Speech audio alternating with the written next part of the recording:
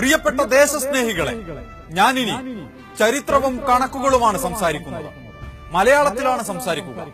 മനസ്സിലാകുന്നില്ലെങ്കിൽ തർജ്ജമക്കാരുടെ സഹായം തേടുമല്ലോ.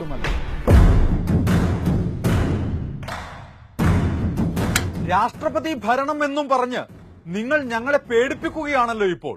അറിയാമോ, കേരളത്തിൽ 7 തവണ രാഷ്ട്രപതി ഭരണം ഉണ്ടായിട്ടുണ്ട്. 1956 മാർച്ച് 3-നായിരുന്നു. അതായത് കേരള സംസ്ഥാനം രൂപീകരിച്ച ആദ്യ വർഷം തന്നെ ഇവിടെ രാഷ്ട്രപതി ഭരണം ഉണ്ടായിട്ടുണ്ട്. എന്നിട്ട് എന്തായി? കണക്കുകളിലേക്ക് കടക്കുകയാണ്. 2002-ൽ ഗുജറാത്ത് എന്ന സംസ്ഥാനത്ത് കലാപമുണ്ടായത് നിങ്ങൾക്ക് ഓർമ്മയില്ലേ? അവിടെ 3000-ലധികം മുസ്ലിങ്ങളും 500-ഓളം ഹിന്ദുക്കളും കൊല്ലപ്പെട്ടു. നിങ്ങൾക്കറിയാമെന്ന് കരുതുന്നു. എന്തുകൊണ്ടാണ് അന്നവിടെ രാഷ്ട്രപതി ഭരണം വേണമെന്ന് നിങ്ങൾ ആവശ്യപ്പെടാതിരുന്നത്? ഉത്തർപ്രദേശ് ഇപ്പോൾ ഭരിക്കുന്നത് നിങ്ങൾ ദേശസ്നേഹികളുടെ പാർട്ടിയാണല്ലോ. അവിടുത്തെ പാർലമെന്ററി കാര്യമന്ത്രി സുരേഷ് ഖന്ന നിയമസഭയിൽ ഒരു കണക്ക് വെച്ചു. അതിങ്ങനെയാണ്: ഭരണത്തിലേറി 2 മാസത്തിനുള്ളിൽ 729 കൊലപാതകങ്ങളും 803 മാനഭംഗ കേസുകളും അവിടെ റിപ്പോർട്ട് ചെയ്തിട്ടുണ്ട് പോലും. ഇത് കൂടാതെ 799 മോഷണ കേസുകൾ, 2200-ലധികം തട്ടിക്കൊണ്ടുപോകലുകൾ.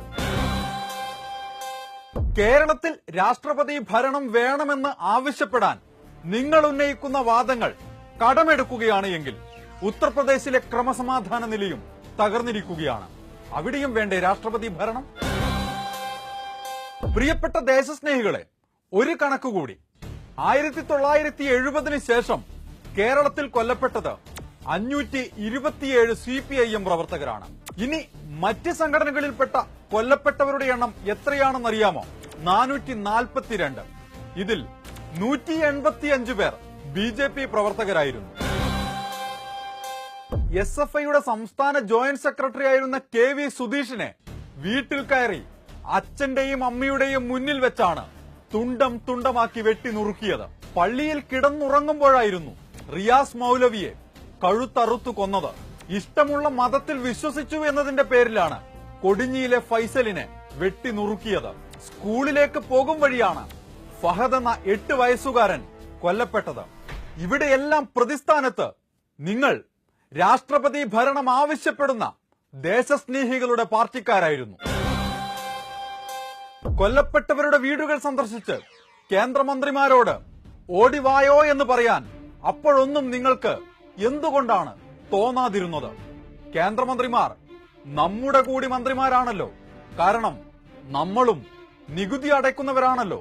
കഴിഞ്ഞ 7 വർഷത്തിനുള്ളിൽ ഏറ്റവും കൂടുതൽ കൊലപാതകങ്ങൾ റിപ്പോർട്ട് ചെയ്തത് ഉത്തർപ്രദേശിലാണ്. തൊട്ടു താഴെ ബീഹാറാണ്. നിങ്ങൾ ഭരിക്കുന്ന മധ്യപ്രദേശും മഹാരാഷ്ട്രയും ഇക്കാര്യത്തിൽ മത്സരത്തിലാണ്. അവിടെ എത്തിയപ്പോൾ രാഷ്ട്രപതി ഭരണം വേണ്ടേ? കണക്കും ചരിത്രവും പറഞ്ഞത് എന്തുകൊണ്ടാണെന്നറിയാമോ?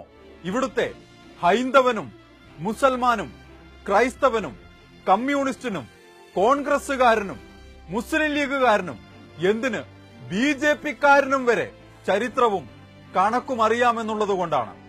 ഇഷ്ടമുള്ള ഭക്ഷണം കഴിച്ചതിന്, എഴുതിയതിന്, അഭിപ്രായം പറഞ്ഞതിന് ഇവിടെ ആരെയും കൊന്നിട്ടില്ല.